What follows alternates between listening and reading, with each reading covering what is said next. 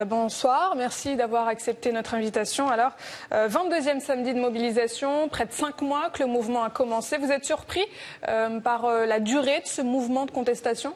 Comme tout le monde, c'est un mouvement absolument inédit dans ses formes, dans sa durée et dans sa capacité à muter et à exprimer progressivement un intérêt général. Passer d'une volonté générale à un intérêt général qui montre que la société, l'ensemble de la population, le peuple a envie aujourd'hui de se refonder.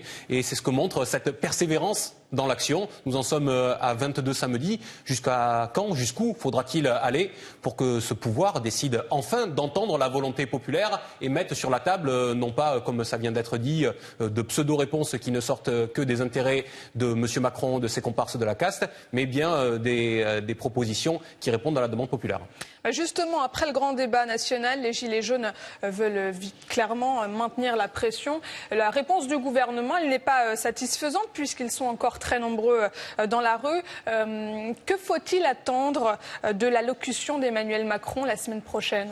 A priori, pas grand-chose, si j'en juge par la manière dont les choses ont été lancées en termes de restitution. Ça vient d'être dit, il y a une falsification de la part de ce gouvernement qui augmente, qui majore volontairement de 20%. Imaginez, de 20% le chiffre des participants au grand débat, quand il nous dit qu'il y a 1 500 000 personnes qui ont participé. Tout atteste qu'effectivement, il y avait au moins 250 000 personnes de moins. Ce gouvernement qui tronque les réponses, puisqu'il n'a pas pris en compte la moitié des contributions écrites qui ont été portées, qu'il a ainsi fait disparaître la demande de rétablissement de l'ISF. Donc ce sont dès le départ de fort mauvaises manières que met en place ce gouvernement et que met en place monsieur Macron. Donc nous n'attendons pas grand-chose de ce qu'il dira à la télévision, dans la presse écrite ou que sais-je dans les jours qui viennent. Édouard Philippe, il a assuré des décisions, je cite, puissantes et concrètes de la part du chef de l'État. Vous n'êtes pas convaincu ? Les décisions puissantes de quel genre? De celles qui ont eu lieu le 10 décembre dernier, quand M. Macron nous a annoncé 10 milliards d'euros, sauf que les 10 milliards d'euros étaient pris dans la poche gauche des gens pour les remettre dans leur poche droite. Il n'y a eu aucune redistribution à cette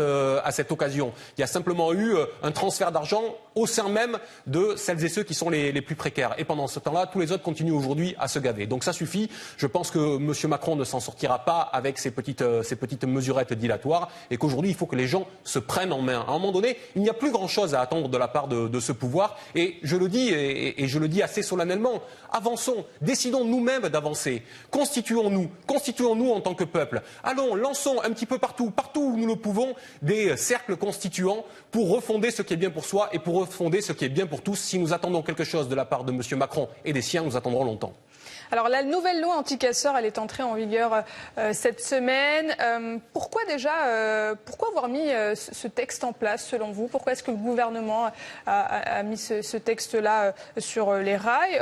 C'est quoi selon vous? Christophe Castaner salue un texte qui protège les Français face à l'insécurité et la violence. Vous pensez que c'est la raison de l'existence de cette loi anti-casseurs? Aujourd'hui, le gouvernement, si je ne m'abuse, vient d'annoncer qu'il y avait 7500 manifestants aujourd'hui à 14 heures.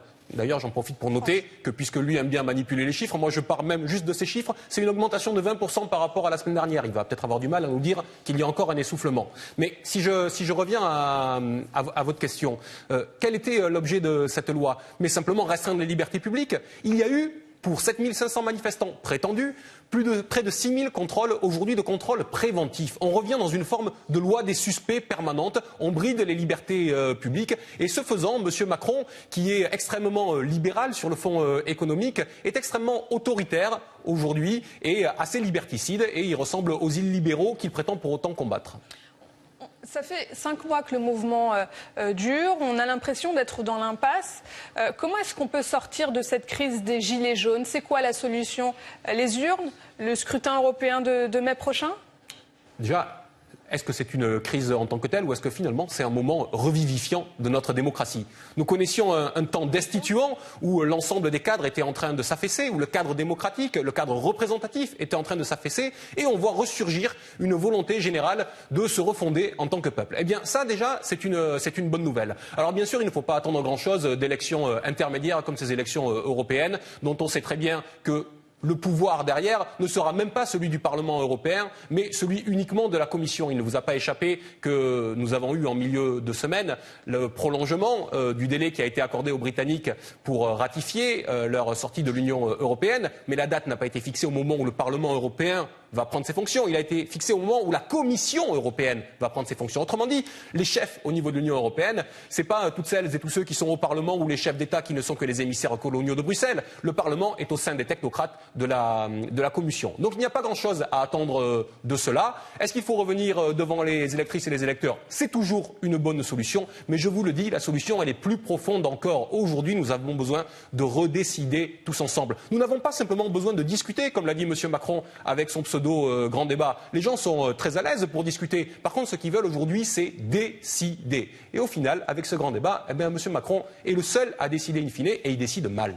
Un mot peut-être pour Philippe, pour finir, François Coq, sur les images qui nous parviennent en direct de la place de la République, avec cette manifestation qui touche à sa fin, quelques tensions qui sont en train d'éclater entre manifestants et forces de l'ordre. Que vous inspire chaque samedi quasiment ces images d'affrontements sur le terrain? Mais comment pourrions-nous sortir de ce cycle infernal avec la manière dont le gouvernement agit? Je disais tout à l'heure au début de notre entretien que ce gouvernement est un gouvernement de menteurs, de falsificateurs, qui sont en train de biaiser la restitution du grand débat national dont M. Macron prétendait qu'il serait une sortie à cette crise. Mais dans le même temps, on continue à apprendre chaque jour que le pouvoir est un pouvoir au service de la caste. Regardez ce qui se passe quand la femme du président du groupe LREM à l'Assemblée nationale est embauchée dans une entreprise qui va être privatisée, dont le texte est aujourd'hui à l'étude à l'Assemblée nationale. Regardez quand on apprend qu'aujourd'hui, M. Macron, lorsqu'il était ministre de l'économie de François Hollande, il y a tout juste 3 ans, a d'un trait de plume rayé 140 millions d'euros de fraude fiscale et de ce que devait un industriel indien qui était l'ami d'un de ses amis, puisque c'était l'un des amis de monsieur Dassault. Quand on voit que cette caste qui est au pouvoir s'arrange, des petits arrangements entre amis, pensez que la colère populaire ne peut que continuer à se véhiculer, à grandir. Donc aujourd'hui, il n'y a plus rien à attendre de celles et ceux qui, dans leur petit maquignonnage complice, essaient de priver le peuple de son pouvoir. Reprenons par nous-mêmes la main. Ça sera le mot de la fin, François Coq. Merci d'avoir répondu à nos questions. Je rappelle que vous êtes auteur et élu La France Insoumise à Champigny-sur-Marne, en banlieue parisienne.